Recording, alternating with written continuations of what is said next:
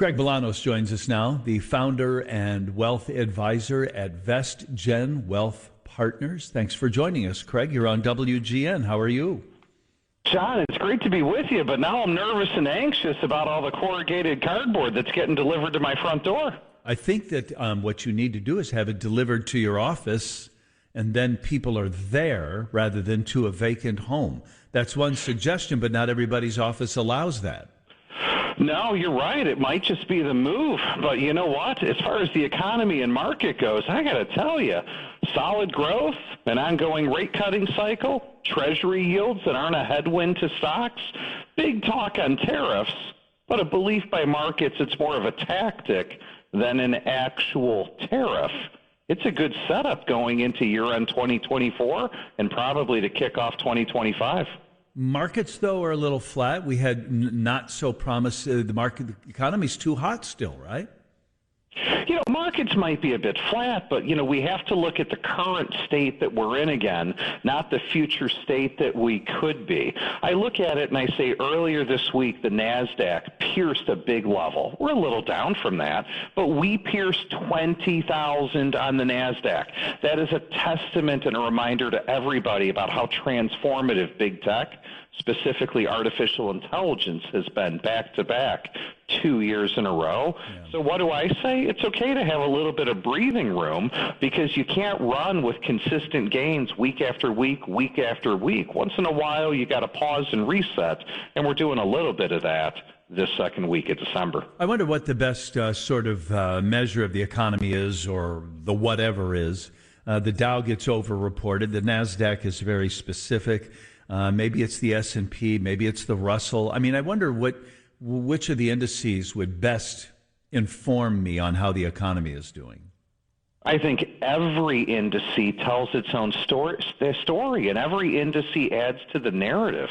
I think what's been really exciting as of late is, yes, I don't think the Dow Jones and 30 companies is representative of an economy. Likewise, if we look at the S&P 500, that's cap-weighted. The largest companies account for too much of the index. But when you look at the S&P 600, small caps, the S&P 400, mid caps, the S&P 500, I just acknowledged, it's been nice that ever since the election, we've seen a rally in small cap stock, a rally in mid cap stock, and I think that gives us all some clues to the fact that the soft landing remains intact. Dare I say, Goldilocks. Inflation ticked up a little bit more than some folks thought it would. Donald Trump said, well, it's hard to get prices down. Oh, really, said Joe Biden? But what would you say about inflation right now? You're making me laugh. Well, yes, a 0.3% month-over-month increase 2 months in a row. No one's going to celebrate. And 2.7% year-over-year. Do I want it at 2% like the Fed says their target really is? Of course I do.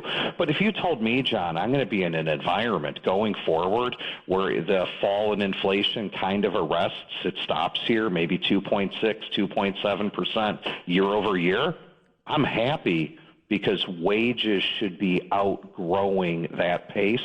And if wages outgrow 2.7% year-over-year inflation, then the consumer remains viable, the spending in this country continues to occur, and the soft landing stays on the table. Craig Bolanos continues to visit with us in this half hour on the Wintrust Business Lunch. It's 12:21. This is the Wintrust Business Lunch. Craig Bolanos is on the line, the founder and wealth advisor at VestGen Wealth Partners. The new website for Craig is getretiredstayretired.com. Well, I guess that's the object of the game, right, Craig? That's the object of the game, and it takes strategies that are tested in the trenches to make that an enduring theme that happens in reality, especially when people are retiring for 20 to 30 plus years these days. You find that sometimes people do outlive their savings, or at least live a lot less comfortably because they made some mistake along the way?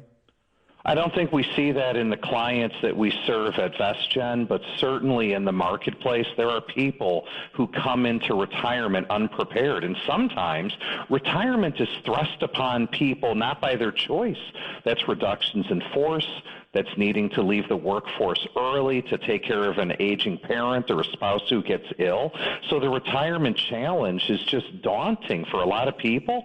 And John, it happens more often than people would like to admit. Do you have a ratio in mind between how much money you should have and maybe how many years you'll think you'll live versus long-term health care insurance? If you have $50 million in the bank, you don't need long-term care. You can afford it. If you're below a certain line, maybe you do. Do you ever advise people to get that? Well, we talk with people all the time about making sure there's continuity of care, what you refer to as long-term care, and specifically it's about protecting choice. Protecting choice matters, but the lens through which I view it for a lot of American families today, those who are married, they have a partner in their life, is you've got to protect from spousal impoverishment. That is the devil that is out there today. You don't want to have one person get sick and leave the healthy partner financially impoverished. So I think for a lot of people, they need to do a feasibility study of, are you going to self-insure this risk? Or are you going to partially insure the risk? Yeah.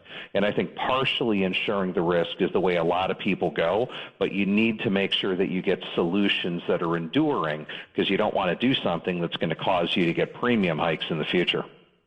Well, I guess it depends on the people and the circumstances, but if you had 10 million, you can self-insure 9, 5, 6. Well, I wonder whether if you're going to retire with $100,000 in the bank, you are not self-insured.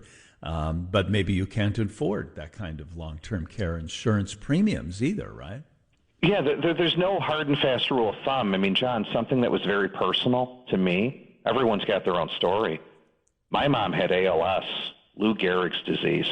All disease is terrible, but that was crippling. It was expensive. 24-hour home health care, skilled nursing. The bill was astronomical. It's impossible to insure against things like that. But if it's the normal, the usual, a couple years of care, yeah, there's some rules of thumb that can be applied. And I just think people need to really vet this out as a part of their retirement plan, because long-term care does put people's retirement at risk. And it's not just you, it's the generation below as well. I'll let you talk to your clients more about that. I want to talk to you just a little bit more about a couple of other stories in the news. So inflation, we said, was up a little bit, but you didn't seem too concerned or alarmed by that, right? No, not concerned over the month-on-month or the year-over-year change. Wages are outstripping, 2.7. I'll take it. Did I see the consumer price index was not, the inline consumer price? Well, I guess what's the difference? Is the inline consumer price index the same as the CPI? Yeah, we get into discussions of CPI, PCE, core, all of these things. The most recent data, again, had volatility in food. I think that's been the crux for all of us. But, John, I got good news. If someone said, hey, what do I think the 2025 full-year CPI is going to be? I think year over year we're going to be down at 2.6. That's actually less than where we currently sit at 2.7. That's a good pathway for people moving forward. Are you thinking about the Fed and what's going to happen to interest rates? Of course. I mean, we're counting on the Federal Reserve giving us this rate cut in December at the meeting. When I say we, that means Mr. Market, the groupthink that's out there. And I think what's on the table is 2 to 3 cuts coming in 2025. I think the upward bound for Fed funds is 3 3/4, 3.75. The prime rate gets down to 6.75. That means that's a full 1% below where we currently sit. So 1 cut in December, as many as 3 next year. That's what's needed in order to continue to support this soft landing, no landing scenario. So what would the impact be then for me? Credit cards, home loans, car loans, whatever. Maybe return at the bank on a passbook savings account or a CD. If we get these reductions, how will I feel it? Well, the first thing you already acknowledged it. You're going to end up having a lower rate on your CD, a lower rate on your high-yield money market. And I think people really need to take a look that cash, which has been a fantastic asset for 2 years, cash is going to underperform going forward. But in the same vein, I think we set ourselves up for a position that mortgage rates get better. That student loan debt, starting with the reset of the rate in July of 2025, will be better for fall of 2025, spring of 2026. So it's good and bad for consumers, depending on whether you're borrowing or trying to earn interest. Well, I was just going to ask you that last question. I mean, would you make that trade? Maybe a full point lower eventually on mortgage rates, but we pay the price with our savings? Yes, 100%, because it's all about the economy. It's all about consumerism. And when we have an uptick in housing, we have more people moving. Think of all the expenses involved with moving. Think of all the nesting, all the landscaping, the window treatment, everything. Housing powers a big part of American spending. And if we can get a reduction in mortgage rates in 2025, that's going to continue to help the U.S. economic party. Craig Bolanos is the founder and wealth advisor at VestGen Wealth Partners. GetRetiredStayRetired.com is his website. Happy holidays, Craig. Thanks for your help. Great to be with you, John. WGN Radio.